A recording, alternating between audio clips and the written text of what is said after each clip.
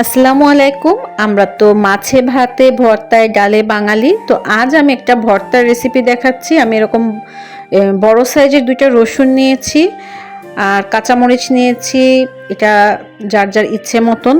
পেঁয়াজ নিয়েছি, মাঝারি সাইজের একটা, বড় সাইজের একটা আর ছোট সাইজের একটা। তো আমি সব কিছু ভালো করে ধুয়ে নিলাম। আর ভর্তাটার জন্য যা লাগবে সেটা হচ্ছে এই পুঁটির চ্যাপা। এটাকে চ্যাপা শুটকি নামেই আমরা পরিচিত। এটা অনেকেই চিনেন, আবার অনেকেই পছন্দ করেন না। তো কিছুক্ষণ আমি এই চ্যাপা শুটকিটাকে পানিতে ভিজিয়ে রাখবো, যেহেতু এটা আমার ডিপ ফ্রিজে রাখা ছিল। তাছাড়াও এটাকে পরিষ্কার করে নেওয়ার জন্য পানিতে কিছুক্ষণ ভিজিয়ে রাখতে হবে। তো আমি ভালো করে আঙুল দিয়ে মাছের আঁশগুলো পরিষ্কার করে নিচ্ছি, কাঁটাগুলো হাত দিয়ে কেটে নিচ্ছি। এখন আমি লোহার কড়াই বসিয়ে দিয়েছি। কড়াইটা হালকা গরম হওয়ার পর আমি কাঁচামরিচগুলো দিয়ে দিচ্ছি। আর কাঁচামরিচ দেওয়ার সময় মাথার এখানে একটু ছিঁড়ে দিব, না হলে গরমে ফুটে এটা গায়ে বা যেখানে সেখানে ছড়িয়ে যেতে পারে, অনেক সময় চোখে যেতে পারে। তো আমি আমার রসুনগুলো দিয়ে দিচ্ছি। এখন আমি চ্যাপা শুটকিগুলো দিয়ে দিচ্ছি একে একে করে। দেওয়ার পর আমি এখানে কিছুটা লবণ ছিটিয়ে দিব। আর আঁচ খুব বেশি বাড়ানো থাকবে না, যেহেতু লোহার তাওয়া, সেহেতু এটা এমনিতেই অনেক গরম হয়ে যায়। অল্পতেই এটাকে মিডিয়াম আঁচে রাখবো। এরপর চ্যাপাগুলো ভাজা হলে তুলে নিয়ে এটাকে লো করে দিব। আর সেই লো অবস্থাতেই রসুন আর কাঁচামরিচগুলো আমি ভেজে নিব। ফেসবুক পেজ থেকে আমার ভিডিওটা দেখে থাকলে আমার পেজটাকে লাইক ফলো দিয়ে পাশে থাকবেন। আর যদি ইউটিউব থেকে দেখে থাকেন তাহলে আমার চ্যানেলটাকে সাবস্ক্রাইব করে। তো আমি চ্যাপা শুটকিগুলো উঠিয়ে নিচ্ছি। প্রথমেই আমি চ্যাপাগুলোকে ভালো করে বেটে নিচ্ছি।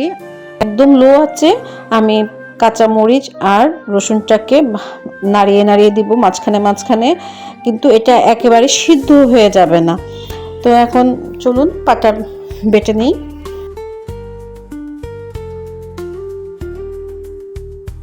এবার আমি কাঁচামরিচগুলো বেশ ভালো করে মিহি করে বেটে নিচ্ছি। রসুনগুলো কিন্তু এমনভাবে আমি ভেজে নিয়েছি যেন উপর দিয়ে কালার চেঞ্জ হয়নি, কিন্তু ঠিকই সিদ্ধ হয়েছে। আর শিল দিয়ে একটু চাপ দিয়ে বেটে নিতে হচ্ছে, দেখে বোঝা যাচ্ছে বোধহয়।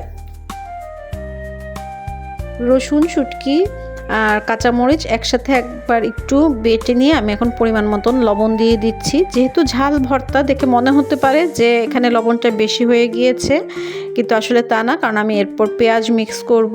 এই ভর্তায় পেঁয়াজটা কিন্তু ইচ্ছে করলে আমি একটু তাওয়াতে ভেজেও নিতে পারতাম হালকা করে, কিন্তু আমি তা করিনি। আমি ইচ্ছে করেই পেঁয়াজটাকে কাঁচা রেখেছি। আর এটাকে এমনভাবে আমি এখন বেটে নেব যে পেঁয়াজটা একদম ভাঙবে না, মিহি মিহি হবে না, আস্ত আস্ত থাকবে কিছুটা, আবার কিছু কিছু পেঁয়াজ ভেঙে যাবে। এই ভর্তার স্বাদটা কিন্তু অন্যরকম হয়, কোনো তেল ব্যবহার করা হয়নি এই ভর্তায়।